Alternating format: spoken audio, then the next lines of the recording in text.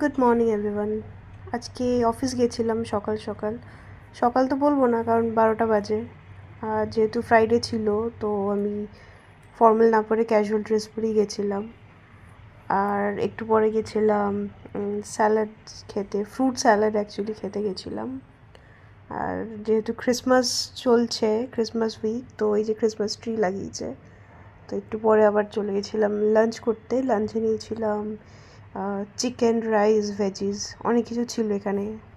Lunch টাঞ্চ করে এই জায়গাটাতে একটু ঘুরতে এসেছিলাম। আমার এই জায়গাটাতে একটু ওয়াক করতে ভালোই লাগে। সবাই ছিল সাথে, কিন্তু ওই যে সবাই হাসছিল আমার ব্লগিং করা দেখে। তো এনিওয়েজ, আবার ইভিনিংয়ে এটা হচ্ছে আবার ইভিনিং স্ন্যাক্স।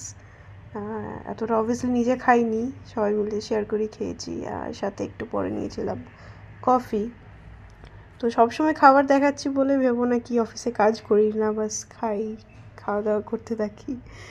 আর এই যে ডিনার তাড়াতাড়ি করে বাড়ি যাওয়ার প্ল্যান করছিলাম, সেই সময় সবাই মিলে ডিসাইড করলো কি আজকে বারবিকিউ যাবে।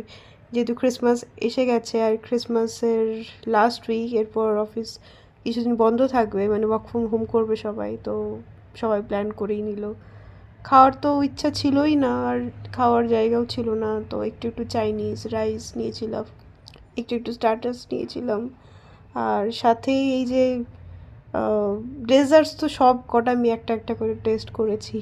সবাই এটা দেখে খুব হাসাহাসি করছিল কি মেন কোর্স বা স্টার্টার সব কিছু বাদ দিয়ে সব কটা আমি ডেজার্ট খাচ্ছি।